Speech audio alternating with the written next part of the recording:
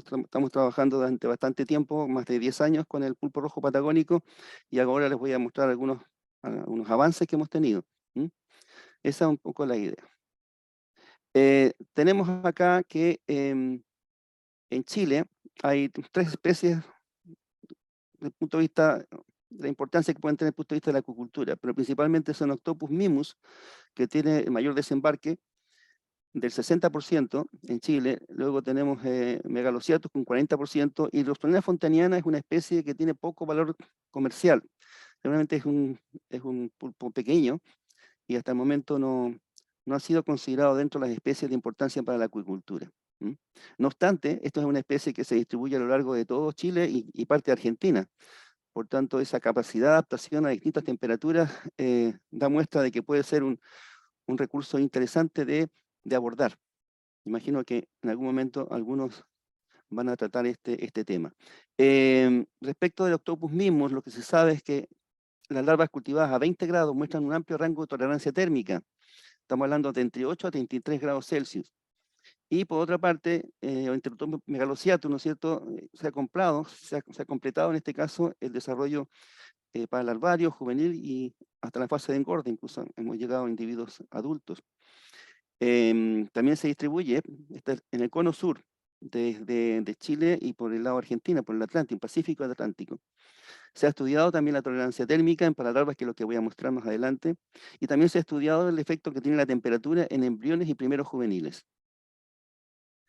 Aquí tenemos nosotros una escala de tiempo donde para esta especie, que es Enteroctopus megalociatus, el pulpo patagónico, tiene un periodo de tiempo entre 90 y 120 días de acondicionamiento. Es la etapa inicial, ¿no es cierto?, donde uno en el ambiente controlado le da alimento para que desarrolle gónada, y después de eso viene lo que es la parte de cruzamiento, machos y hembras, ¿no es cierto?, para lograr la puesta, el desove. 130 a 270 días dura el desarrollo embrionario en función de la temperatura y otras variables. Luego el desarrollo para el larvario entre 90 y 115 días. La fase de engorda 130, 75, 350 días. Como ustedes ven, los periodos son bastante extensos, no son ni parecidos a lo que son los periodos de tiempo de Octopus vulgaris, por ejemplo, Octopus maya. Pero esto es con lo que hemos trabajado en el sur. Aquí tenemos, bueno, el recurso, no es el pulpo rojo patagónico, está en la fase de huevos, aproximadamente 1 centímetro de largo, las paralarvas una vez eclosionadas, y finalmente llegamos a la fase de juvenil. Llevamos trabajando un poco más de 10 años con este recurso. Y eso, digo, llevamos porque conformamos un equipo de trabajo. La única forma de poder avanzar es integrarse, ¿no es cierto?, y integrar distintas disciplinas. Tenemos varias disciplinas que están concentradas en este equipo de trabajo. Bueno, partiendo con los puntos críticos con los que nos hemos encontrado, ha sido primero obtener reproductores sanos, o sea, sin ningún daño físico. Y por otra parte, obtener huevos fecundados. Esos son los primeros 2 puntos críticos con los cuales nos hemos encontrado. Estos son, como ustedes saben, son semélparos, se reproducen una sola vez en la vida. Y aquí el cortejo del macho hacia la hembra es clave. Nosotros inicialmente pensábamos que se parecía a lo que ocurre con el Octopus vulgaris, ¿no es cierto?, que incluso uno puede separarlos, y un poco se separan para evitar que se dañen entre ellos, pero el objetivo es que el macho pueda fertilizar a la hembra pasando el tocotilo a través de la malla, ¿no es cierto? Y eso puede ocurrir y funciona seguramente para Octopus vulgaris. En caso de Enteroctopus megalociatus no es así. Tenemos que hay un cortejo previo donde hay un paso que está asociado con el macho, ¿no es cierto? No sé si danza en torno de la hembra, y hay ciertos toqueteos que hace que en algún momento el macho, ¿no es cierto?, fertilice a las hembras, cosa que es diferente a lo que ocurre con Octopus vulgaris. Por eso es que nos costó, en principio, lograr la fertilización y obtener huevos fertilizados, porque estábamos usando el método que se usa en España, desde el punto de vista de que de alguna forma se separan, o sea, en algunos casos. Bueno, las hembras protegen sus huevos, los oxigenan, y otra ventaja que tiene es que además desprenden los huevos que están contaminados, de tal forma de que evita la contaminación. Los puntos críticos, principalmente podemos decir que tenemos una fecundidad moderada de 3.152 huevos, más o menos 800 por kilogramo de peso, en esa relación. El desarrollo embrionario es otro punto crítico que demora 174 días a 12 grados, que es la temperatura para nosotros óptima para el cultivo de esta especie. Y otro aspecto importante es que al finalizar la incubación a 12 grados, las hembras han perdido entre el 38 y 71% de su peso corporal. Naturalmente, estos animales utilizan su propia reserva no solamente para desarrollo de la gona, ¿no es cierto?, y formación de huevos, sino que también durante un periodo muy largo de tiempo, en este caso son 4 o 5 meses, dejan de comer para proteger a los huevos. Por tanto, no es raro que vayan perdiendo el peso corporal. Bueno, y aquí tenemos de los primeros experiencia que tuvimos respecto de cómo manejar a los reproductores. No sabíamos que había una relación directa entre la guarida, ¿no es cierto?, y el tamaño del pulpo, de tal manera de que el pulpo pueda tener la posibilidad de proteger a todos sus huevos. En este caso, obviamente, había huevos que estaban desprotegidos y estos fueron principalmente los que tuvieron mayor problemas de desarrollo. Esto fue nuestra primera experiencia con el acondicionamiento reproductivo. Bueno, aquí tenemos los distintos estados, los tiempos, ¿no es cierto?, en el estado 5, estado 10, de acuerdo con NEF 1928, y aquí tenemos las distintas fases. Aquí estamos en el estado 15, tenemos la aparición de los primeros cromatóforos, que es una señal, ¿no es cierto?, nos sirve para saber si el desarrollo se ha mantenido dentro de una línea relativamente estable. Ahí continuamente, a continuación aparecemos, digamos, con 150 días, y finalmente a los 174 días se produce la eclosión del huevo. Es un periodo, como digo, bastante largo.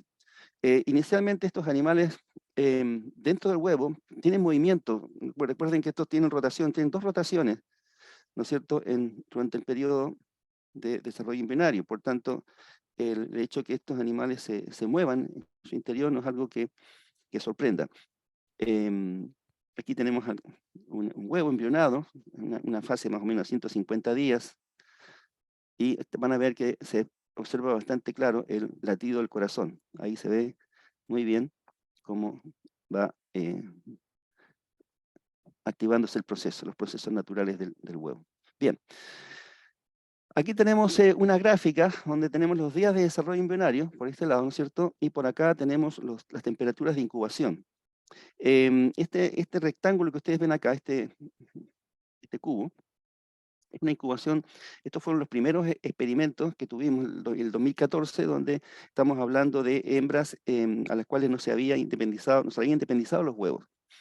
Tenemos 174 días, que es lo que nosotros vimos anteriormente, que es el periodo de tiempo que demora la incubación de los huevos. En el tiempo lo que hemos visto, ¿no es cierto?, es que en base a la temperatura hemos podido reducir este periodo de tiempo a 137 días. Ahí tenemos, por ejemplo, la incubación, esta es la incubación reciente, en los últimos años, donde hemos ido reduciendo, hemos ido mejorando lo que es las fases de desarrollo embrionario.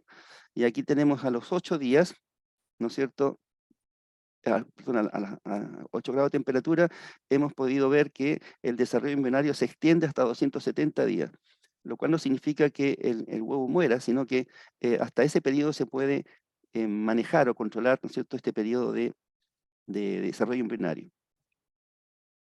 Aquí tenemos el porcentaje de eclosión en función de la temperatura, ¿no es cierto? Y aquí están los tiempos.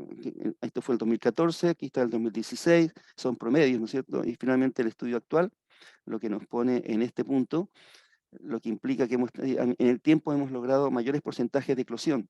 Estamos hablando de un 75% de eclosión de los huevos, en función de la temperatura. ¿Qué temperatura? A 14 grados. Esta es la temperatura, entre comillas, óptima que hemos logrado encontrar para esta especie, para determinar los mejores porcentajes de eclosión para esta especie. Aquí tenemos las distintas fases del desarrollo, 170 días, el primer día después de la eclosión. Vean ustedes, el largo de los brazos es bastante reducido si lo comparamos con el manto. A medida que pasa el tiempo, vean cómo aumentan la relación del tamaño, ¿no es cierto?, de los brazos respecto del manto, que es la relación que se busca. Y finalmente, ya a los 60 días después de la eclosión, tenemos un estado de preasentamiento, ¿no es cierto? La conducta para la larva cambia, se empieza a adherir a las paredes, y finalmente, ya a los 90 días después de la eclosión, tenemos ya el juvenil. Estos permanecen mayor tiempo, empieza a tomar una conducta donde buscan guaridas, y esa es una señal de que estamos hablando de un juvenil temprano donde se protegen, ¿no es cierto?, ingresando a estas guaridas. Pero fíjense ustedes, el largo de los brazos ya prácticamente supera la extensión, el largo del manto, que esa es la relación que se busca. Esto, bueno, naturalmente implica que en la fase de asentamiento estos animales con esos brazos pueden capturar presas de mayor tamaño. Bueno, las larvas que recién eclosionan comienzan inmediatamente a alimentarse, nos alimentamos con artemia enriquecida, son bastante voraces. Si ustedes se fijan, inmediatamente después del nacimiento de la paralarva, le colocamos artemia, ¿ah? Inmediatamente después son paralarvas recién eclosionadas y lo que vemos es que eh, las paralarvas inmediatamente capturan su presa y ahí, si ustedes se fijan, acaba de capturar una y, y la empiezan a devorar, entre comillas. O sea, tan pronto nacen, ya son voraces. Eso es lo que quería mostrar. Aquí tienen ustedes un náupulo de artemia, aquí tiene un individuo adulto, y a veces en función del tamaño podemos ofrecerle una presa u otra. Otro aspecto importante es bueno, una vez que ya las paralarvas han ido creciendo, ¿no es cierto? La condición es fundamental, o sea, al principio teníamos algunos problemas asociados con contaminación que hemos ido superando y finalmente hemos tenido buenas tasas de crecimiento en el tiempo, ¿no es cierto?, con estas larvas. El peso húmedo, tenemos aquí, por ejemplo, cómo ha ido, esta es una exponencial, ¿no es cierto? Aquí tenemos los pesos, tenemos la edad de la paralarva y lo que hemos visto que hay una tendencia a un aumento, ¿no es cierto?, en el peso, hasta encontrar, por ejemplo, una conducta de asentamiento cuando pesan entre 200 y tantos miligramos, si tiramos aquí la línea, y luego un crecimiento más acelerado, yo diría yo, cuando ya pasa a la fase de asentamiento. eh, Pierde la parte, lo que tiene que ver con la conducta planctónica y tiende a irse al fondo del estanque, lo cual este periodo es un periodo de mayor crecimiento, por eso se llama una etapa de asentamiento, ya la larva se va al fondo, se convierte en un juvenil temprano y cambia su conducta. Y esta es la relación que hay entre el largo del brazo y el largo del manto, que es lo que les comentaba antes. Al principio hay un crecimiento que se mantiene constante. No obstante, si ustedes se fijan, estos cuadritos que ustedes ven acá corresponden a los promedios de la relación del largo del brazo y largo del manto de entre el 2017 o sea, el 2017 y 2021.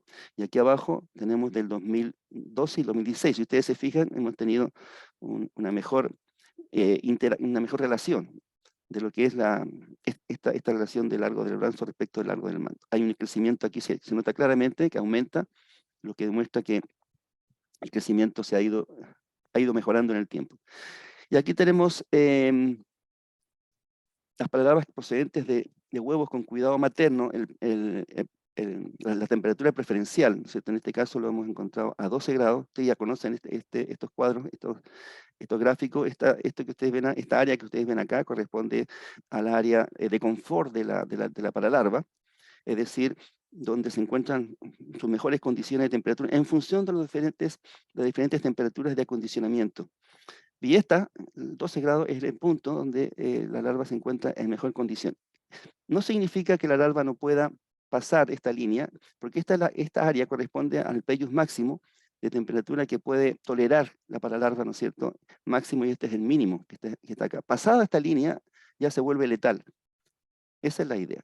Pero aquí tenemos, por ejemplo, que para huevos con cuidado materno, la temperatura es de 12 grados, mientras que la incubación sin cuidado materno lo hemos encontrado que es más o menos a 11 grados de temperatura. Esta información es importante porque nos permite determinar las condiciones óptimas de temperatura que pueden manejarse en estas paralarvas. Y eso se hace en función del acondicionamiento que tengamos en el tiempo. Bueno, aquí tenemos la fase de preengorda. Este es un juvenil ya asentado, ¿no es cierto? Desde el primer juvenil hasta que alcance un peso de 10 gramos.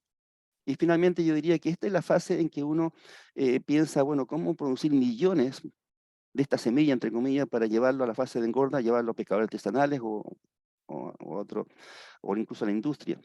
Y ese es el gran desafío que tenemos nosotros en estos momentos, o sea, cómo masificar la producción de esta semilla, entre comillas, para poder hacer lo que es la transferencia y de ahí en adelante, ¿no es cierto?, se pueda llegar a la fase de engorda. Pasamos al siguiente. Aquí tenemos ya el asentamiento, se obtienen juveniles entre 20 y 30 gramos. Aquí está el peso húmedo, ¿no es cierto? Vean ustedes, una vez que ya está asentado. Tenemos también periodos de mejor crecimiento acá, 2017-2021 en promedio, comparado con lo que teníamos nosotros en el 2012 al 2016. Este es un crecimiento importante desde el punto de vista de los avances que hemos conseguido en esta especie. Aquí tenemos la relación de largo y brazo, ya tenemos una fase de juvenil, ¿no es cierto?, donde también se nota un crecimiento sostenido y mejor condición, ¿no es cierto?, en los últimos años en los cuales hemos trabajado con este recurso. Es el pulpo ya en la fase juvenil. Bueno, y aquí tenemos el efecto, lo que es la temperatura. En primer lugar, lo que estamos viendo es que a medida que la temperatura, ¿no es cierto?, de cultivo aumenta, 15, 11, 15 grados, las tasas de crecimiento en este caso también pueden aumentar, ¿no es cierto? Sin embargo, la sobrevivencia es al revés. La sobrevivencia tiende a disminuir, a pesar de que no hay diferencia significativa, pero sí tenemos una tendencia. O sea, tenemos buena tasa de crecimiento, sin embargo, la sobrevivencia viene relativamente en contra. Ahora, respecto al cambio climático, ¿qué podemos decir? Bueno, no mucho. Los reproductores, como son acondicionados a una determinada temperatura, no sabemos si se ve o no, si se ven o no afectados. Los embriones tienen un buen desarrollo a 14 grados Celsius y toleran hasta los 16 grados Celsius. Lo que yo les comenté, el periodo máximo, que significa que estos animales sí pueden sobrevivir, pero están en el límite de tolerancia a estas temperaturas. Entonces eso significa que las temperaturas a través del cambio climático van a llegar a esos niveles. Y por otro lado tenemos las paralarvas que tienen un óptimo crecimiento entre 11 y 12 grados y toleran hasta 16 grados. Después de 16 grados, las paralarvas ya muestran problemas de deformidad y una serie de otras características que no son deseables. Y los juveniles ya presentan buen crecimiento a partir de los 15 grados, hasta los 15 grados. Es lo que nosotros hemos visto de acuerdo con nuestras experiencias. ¿Cuáles son los efectos del cambio climático? ¿Qué se espera para la región austral? Estamos en la zona austral, pero el cambio climático puede afectar las poblaciones de pulpos patagónicos. Sabemos que cambios de pH, podemos saber también que hay efectos de salinidad, y lo que nosotros hemos estudiado, sí, lo que puede pasar con el efecto de la temperatura para esta especie, pero desconocemos lo que puede ocurrir con los cambios de pH, de salinidad y oxígeno disuelto para esta especie. Sabemos algo de los efectos de la temperatura hasta los 14 grados, tolerando hasta los 16, como dije anteriormente. No sabemos qué pasa con el pH, la salinidad ni la concentración de oxígeno para esta especie. Menos aún de los efectos de la interacción entre estas variables. Y menos todavía sabemos qué puede pasar, ¿no es cierto?, con las presas que este pulpo, entre otros merluciatos, normalmente consumen. Por ejemplo, lo que más les agrada, les gusta son las jaivas, los crustáceos. No sabemos qué puede ocurrir con el cambio climático, si eso significa que va a haber un desplazamiento de las poblaciones naturales, si va a haber un efecto negativo sobre estos otros recursos, que son el alimento que estos animales tienen en su ambiente natural. Eso no lo sabemos. ¿Qué pasa con el efecto en este caso, la acidificación oceánica? Se puede producir cambios climáticos, eso ya lo estamos evidenciando, y amenazaría la supervivencia de los cefalópodos, como en este caso los calamares. Los calamares son eslabón esencial en la cadena alimentaria de estos animales, y parece que están particularmente en riesgo debido a la acidificación de los océanos. Esta es la información que existe. Si lo que se ha visto es que hay deformación de los estatolitos, se vuelven pequeños y malformados cuando el pH, ¿no es cierto?, disminuye. Hay una disminución incluso del tamaño de un 5%, esto a nivel experimental. Los estatolitos son estructuras calcáreas que se alojan en el cerebro de los cefalópodos y su función es el mantenimiento del equilibrio, el control de la aceleración lineal, la rotación y balanceo del cuerpo, pero además se utiliza para determinar la edad. Eso ya todo el mundo lo sabe. Pero es muy importante, ¿no es cierto?, que la condición del estatolito esté en su mejor condición, debido a que en base a eso el animal puede o no sobrevivir. Aquí tenemos el estatolito de una paralarva de pulpo de vulgaris, marcado con alizarín, está la fuente, y este es el estatolito. Y aquí vamos a ver un poco un esquema que encontré que puede ser bastante explicativo. Los estatolitos son estructuras conformadas por una cámara, esta que ustedes ven acá, este es un esquema, revestida internamente de células ciliadas sensibles, que hay un líquido, un fluido, con un pequeño cuerpo sólido que es el estatolito. Este es el estatocisto, la estructura completa, y mientras que esta estructura que ustedes ven acá corresponde al estatolito. Cuando el animal cambia de posición, el estatolito se desplaza, ¿no es cierto?, según la fuerza de gravedad y dobla estos cilios, o sea, los presiona, donde se apoya. Entonces, estas se sensibilizan, ¿no es cierto?, y generan una serie de impulsos nerviosos que informan al animal sobre la posición que tiene en el espacio. Cuando esta se degrada, este estatolito se degrada, ¿no?, produce una desorientación obvia, ¿no es cierto?, que lo que ya comentamos anteriormente, y ese es el punto que tiene que ver con el efecto de la acidificación del agua, genera deformación de este estatolito y por tanto el animal también se desorienta y no sabe si está en una posición, si está escorado o está invertido, en fin. Por eso que es muy importante conocerlo. Y aquí ustedes tienen al microscopio electrónico, ¿no es cierto?, lo que estamos viendo arriba. Lo mismo, aquí está el estatolito, ¿no es cierto?, aquí están los cilios, aquí está la zona acuosa, fluídica. Este estatolito también, dependiendo de la posición que tenga el animal, va a generar estos impulsos nerviosos que va a indicar al cerebro la posición en que se encuentra el animal. Esto es válido para erizos, para larvas de moluscos, bivalvos, gastrópodos y cefalópodos.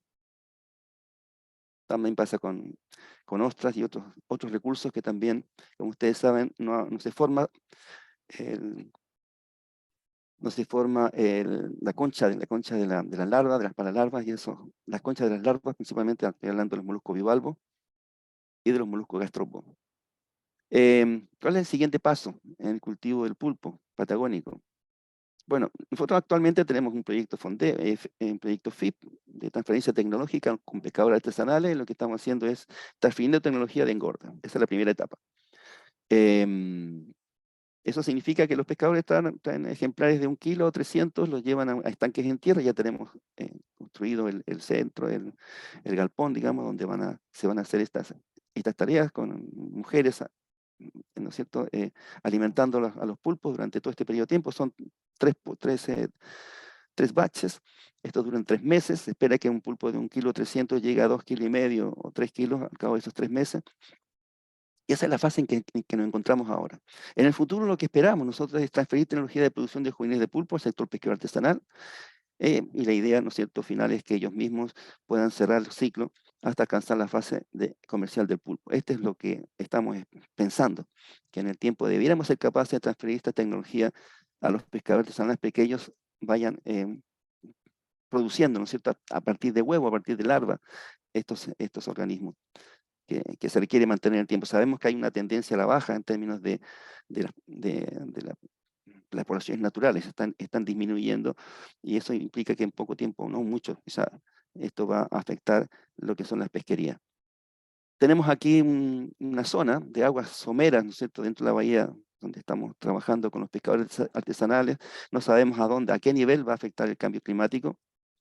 Estamos apostando a que la acuicultura surja una estrategia para afrontar los problemas de cambio climático en la pesquería. La pregunta es si estamos preparados, porque se habla bastante, se ha escrito bastante sobre este tema. No sé si estamos lo suficientemente preparados para afrontarlo. Bueno, gracias. Me quedan 3 minutos y lo voy a aprovechar para mostrar aquí el ciclo de vida del pulpo rojo patagónico que hemos logrado durante estos años. Somos capaces de llegar a producir individuos juveniles. De hecho, ya hicimos una degustación. Y la verdad es que la calidad del pulpo de cultivo no es muy diferente a la calidad en términos de textura, ¿no es cierto?, sabor de la calidad del pulpo del ambiente natural. Y finalmente aquí tenemos el laboratorio donde hemos generado los juveniles de pulpo. Esto ha sido a través de un proyecto Fondesit. Nos ha permitido mejorar la infraestructura y lograr con sistema de recirculación, con sistema de biofiltros, con chiller, en fin. Todo esto nos ha permitido lograr el objetivo de obtener los juveniles de pulpo en ambiente controlado. Pero esto yo digo que es un trabajo en equipo. Naturalmente es imposible que una persona sola pueda llegar a... Y no solamente eso, también la interacción con colegas en el extranjero, con José Iglesias, con Carlos Rosas, en fin, una serie de colegas